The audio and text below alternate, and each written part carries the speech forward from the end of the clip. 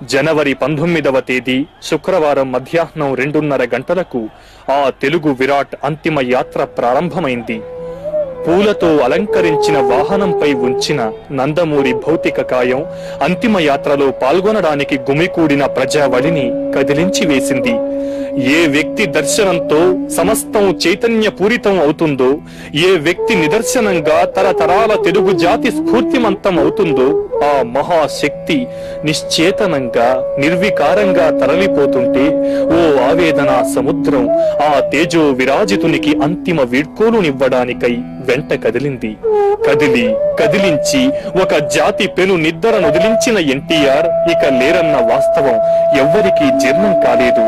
కొంతకాలం వరకు అయ్యే అవకాశం లేదు. మృత్యువు చివరి వేటులోని బాధ తీవ్రతకి ఎదురు పలికే కడపటి ప్రాణ చలనంలా కంపించింది ప్రతి ఒక్కరి పెదవి. భీషణ తేజస్సుతో అన్ని భౌతిక వాసనల్ని మండించి నిర్మలమైన జీవజ్వాలలా ప్రకాశించింది ఆ అవతార పురుషుని పార్థివ శరీరం. ఆయన నామస్మరణంతో ప్రాణ చలనంతో పులకించిపోయిన ప్రకృతి ఇంకా ఏదో చిరు ఆశతో చిగురిస్తూనే ఉంది. సడిలేని అతని అడుగుల్ని వినలేదా నువ్వు? వస్తున్నాడు, నిరంతరం వస్తూనే ఉన్నాడు. ప్రతి క్షణం, ప్రతి యుగం, ప్రతి పగలు, ప్రతి రాత్రి అతను వస్తున్నాడు, నిరంతరం వస్తూనే ఉన్నాడంటూ ఆ యుగ పురుషుని కోసం పరితపించిపోయింది. అంతిమ యాత్ర సాగిన దారుల్లో బారులు తీరిన జన సందోహం ఆ మృత వీరుని భౌతిక కాయంపై పూలవర్షం కురిపించింది. ఓ పక్క తమ జన్మాలు ధన్యమయ్యాయని వికసిస్తూ, మరో పక్క ఆ పుష్పాలు విలాపాగ్నుల్లో దహించుకుపోయాయి. ఎవరి గుండెల ఉయ్యాలల్లో ఊగిసలాడిన శిశువులో తారకరాముని అంతిమ యాత్రలో పూలై రాలడానికి గాలిలో తేలియాడుతున్నాయి.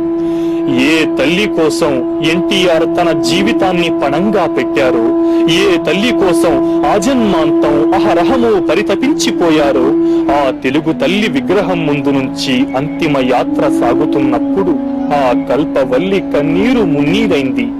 ఒక కంట కృష్ణ, రెండో కంట గోదావరులు ప్రవహిస్తోంటే ఆ తల్లిని ఓదార్చేవారు లేరు.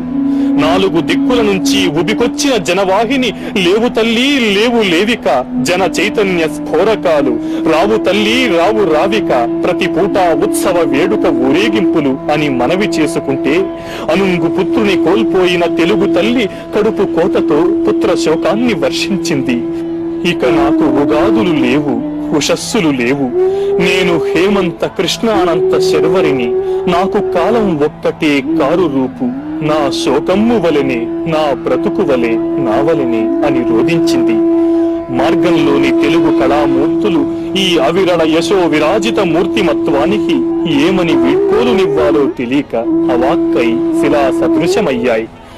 నీ రథ చక్రాల ధ్వని ఇక వినపడదు. రొదతో అరుపులతో వైభవాకర్షణలతో ఎన్నో ఊరేగింపులు వెడుతుంటాయి.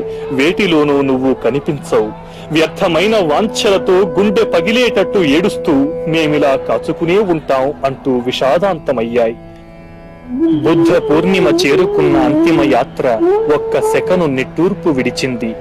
వాహనంపై నుంచి నందమూరి తారక రామారావు భౌతిక కాయాన్ని ఆయన తనయులు విషన్న వదనులై గంధపు చెక్కలు పేర్చిన చితిపైకి చేర్చారు.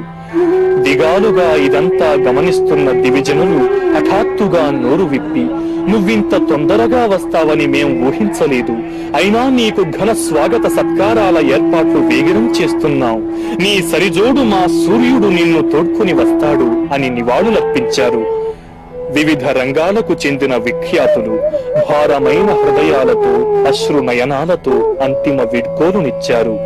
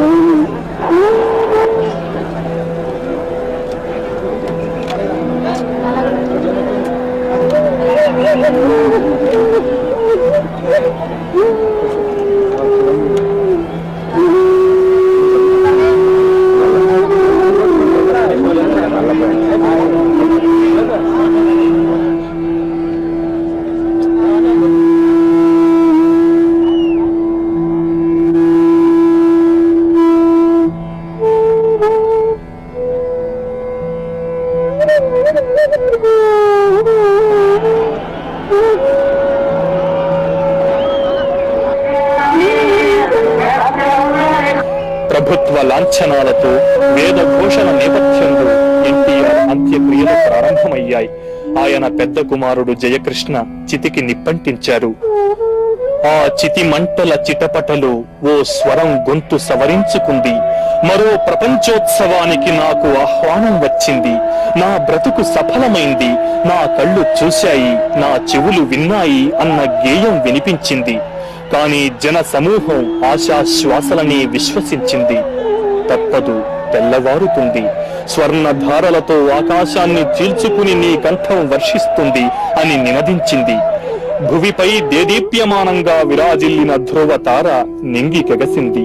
తారాపథమంతా దివ్య తేజస్సుతో విరాజిల్లింది. దివిపై తనకు ధీటుగా ప్రకాశించడానికి బయల్దేరిన క్రాంతికేతనం ధాటికి బెంబేలెత్తిపోయిన సూర్యుడు ఉక్రోషంతో ఎర్రబారిన ముఖంతో పడమటి కనుమల చాటుకు జారుకున్నాడు. ఒక జాతి జీవన గమనాన్ని సూచించి శాసించి ఊగించిన తెలుగు రేడు, తెలుగు వాడి జీవనాడిని నరం నరం ప్రజ్వలింపచేసిన నందమూరి తారక రామారావు ఘన కీర్తి అజరామరం. ఆ చంద్ర తారార్కం చరిత్రాత్మకం, ధరిత్రాత్మకం.